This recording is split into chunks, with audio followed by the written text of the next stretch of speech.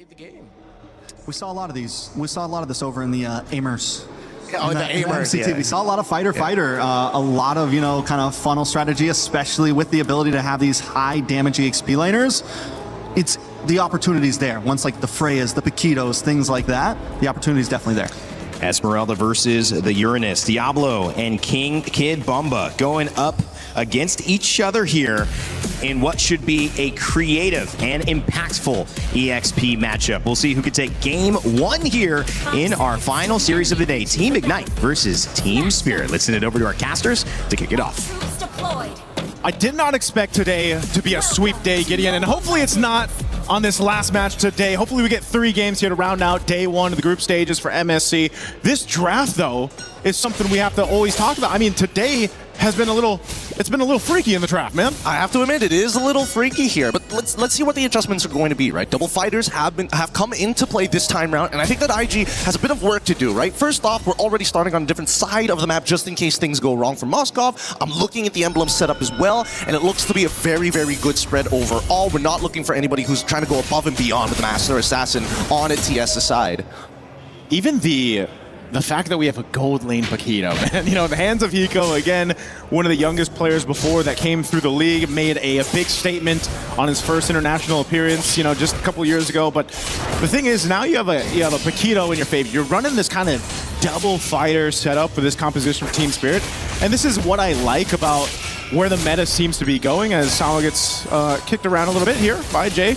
But nonetheless, with this kind of idea for a composition, this could hyper scale your Ling. I think you give the grounds for your Ling to go ahead and get scaled up really quickly for Zariguis. And again, this is a player who I think a lot of people are looking forward to play. Was it just last year, but he was unfortunately not able to compete just in his MSC appearance last year. But now we get to see it in the hands of a Ling who seems to be rising in stock value right now in the current meta. Yeah, I mean, every Assassin player wants to get their hands on Ling. It's such a impactful style of hero, not only with ultra mobility, but genuinely just the absolute menace to play around. And I think that IG, the question is, how do they eventually punish Team Spirit? A lot of it, I think, has to be directed towards Sawo before level 4. After that, we don't really know, right? Somebody on the side of TS has to make that mistake unless IG can force it out of them. And for now, I don't see that happening, considering the double fighters are just good at fighting early, right? You can't win the 2v2 skirmishes anymore. Even the mid lane is a little bit hard to contest as of yet until Roy is able to find a good ult. And even then, there's only one good ult right now. Yeah, you can see that too. Hiko just going to go ahead and cut in that wave again on the Paquito versus that Moskov matchup. It's not the normal, marksman matchup that we usually see. Good little attempt, SOD thrown out towards that purple buff. And now the turtle is up, and this is I feel like the result of just this composition. I mean, no one's committing to the turtle; they just want to make plays elsewhere. Yeah, this is really, really interesting. Holding up the retribution, able to make this invasion happen. And I think if you're in IG's position, if you try to attempt a counter invade instead of taking the turtle, it will be too late, and Sawo will hit level 4. So at that point, you probably don't want to send too many members. Okay, Falling Star Moon does not connect, but that's fine. Jay, good movement for now, as IG's considering how they want to approach this. Diablo's going to open up the map first. He's going to get pulled back, but eventually somebody's going to have to take this neutral objective. This is the slowest first turtle we've had today, man. I mean, they finally go and put pressure on Sunset Lover, but still neither team seems to want us to go ahead and secure this. So meanwhile, you have CS doing his thing. He's going to continue to farm up. He's got the SOD available now. So it's just resulted into no one giving it a go just yet. But now this turtle started up by Kelvin. Half health on the turtle. All right, Fallen Star Moon already connects. Is he going to get it? Zariguis is able to steal it away, but Noam Fury has already been unleashed. Jay forced the flicker out of there as Diablo wants to hop over the wall, takes the flicker. However, Zar chases him over, and with the help of Kid Bomba, they secure first blood. Hiko was making his way for that fight too. If they wanted to go and collapse down, if IG didn't disengage the way they did, then that would have been really bad for IG to go in that fight. We're going to look at the replay here brought to us by STC. Again, this turtle for the taking happens really fast. Good usage there with the retribution from Zariguis, and then they get into this fight that just did not favor IG in this, and they really had to burn some battle spells and of course their ultimates to try to survive with all they could, but unfortunately, it was Diablo to go down first. I think it's just unfortunate that Kevin just didn't have the sever never at the right time. It got canceled out initially once the Falling Star Moon came through, and when you're in that cooldown, without it, it's really difficult to actually contest for the turtle, especially when your opponent is one level ahead. For now, I mean, this is exactly what I expect from a double fighter composition. Like, these people can take damage for days, and Kid Bubba is like, I don't care unless you kick me, and there's the way of the dragon. It comes to him, and no one Fury flicker forward. With the SOD already connecting, they can't get any more than this. Zawo finally getting punished. There's the Ionic Edge. Collapse on, backline getting attacked. Bladed Tempest as well. Gets one, looks for a second. Zaryaguis can't take any more damage than this, and they back away. Well, I guess at this point you should care a little bit about what could potentially happen, you know, and the kick being one of them now from Jay, Jay's but it was gonna go ahead and spot this out. So, again, this seems to be the case, Gideon, where it's like, if we can conceal, if we can make an attempt, we'll go for it, but right now it's just kind of waiting here. Oh, in trouble. CS finally goes down here. Tries to make a flicker play, unfortunately gets punished significantly for it.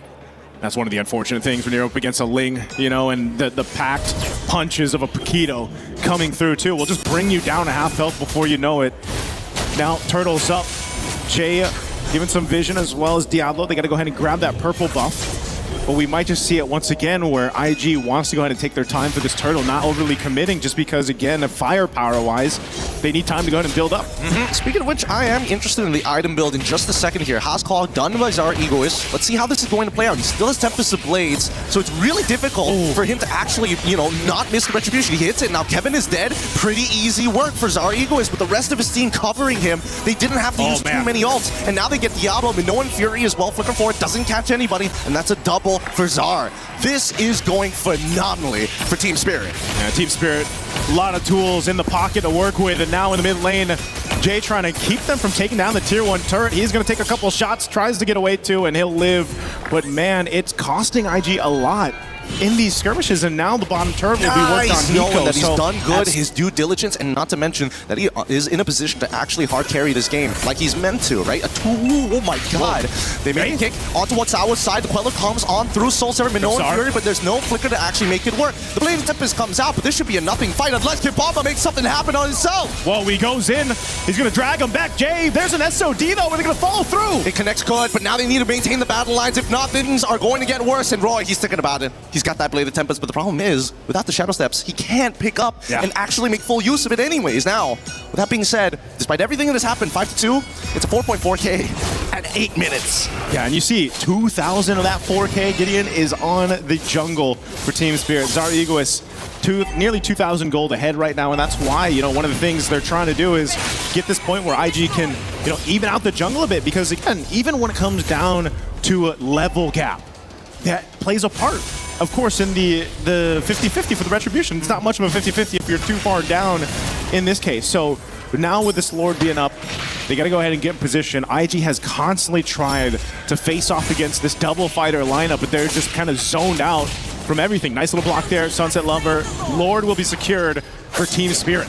And look at him go. If Zara doesn't get an MVP title for this one, it's a bit tough to complain because, man, he's kind of doing so much, and it's great to see that the rest of his team is able to become that strong foundation for them. No one's really overextending. Nobody's like making too many mistakes. Yeah. And even on the Hiko side, I think he literally is having a gold lane experience as a fighter.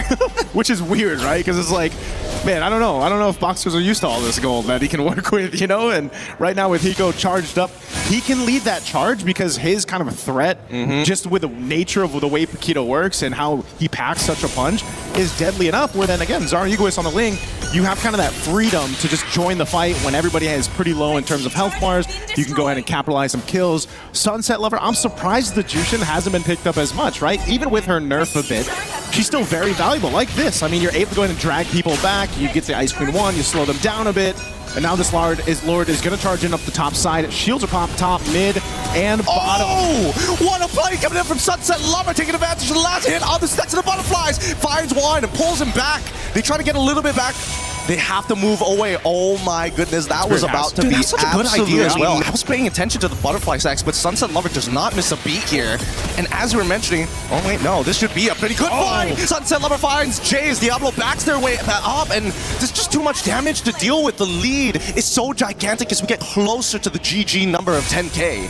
Did they nerf that range? No. Yeah, that's what I'm thinking about right now. Did it change much? Because, my goodness, it doesn't seem like able to get away. Oh, Sunset Lover quite low. Well, Minnow Fury is good, but now Zara Ego is basically unstoppable. Everybody doesn't have the base damage to actually deal with him, and now they're going to be taking literally everything away. This is their timer. As long as they don't make a mistake, DS should find an endgame scenario in the next minute or so. Massive lead, 11,000 up plus. Oh my Look lord! at the difference across the economy here for Team Spirit against IG. This is not looking good at all in game one. Again, we're just approaching the 12-minute mark, but it feels like, you know, for IG, they've just been kind of trying to buckle up in this game and taken for a ride. I think IG were not prepared to deal with DS and their double fighter shenanigans here. And not to mention how polished it really is. It makes you wonder, had they just gotten rid of a couple of other picks? Maybe if they got rid of, I want to say Minotaur, but I think the Jushin's a lot worse. Yeah, maybe the Jushin right now, this is, I mean, I'd say, do they want to contest? No, you don't. When you're down this much, just let the lore go in the hands of TS. Get ready to somehow defend. But the bad part of this is 2 of your base turrets already gone. You're down this much gold, so your fighting prowess is pretty much non-existent right now. And even your tankier members, your tankier heroes are getting shredded down. I mean, even if Diablo tries to get in that front line, the problem, the risk of that is he's just going to get dragged through by Sunset Lover, like we've seen. And so you have to be able to buckle in on this one, because this defense, as crucial as it is, it's very dire for them. The Lord is going to make its way down mid. It really is, and I think there's a way for the entire team. If they can just zone out specifically CS, then I think they have an opportunity. But here comes the conceal. They're going to take their time. The kick, it's good. It lands on the correct target, and Minnow Fury is going to be taken away. They try to turn this around, but Zara Ego is able to find one as Ego kills Jay. And at this point, the base is already done for. A good idea, however, executed just a little late and no way to delay those waves. Such a clean performance from Team Spirit, a clean game. Again, I think a lot of people are wondering, you know, this version of Team Spirit coming through in this MSC 2020.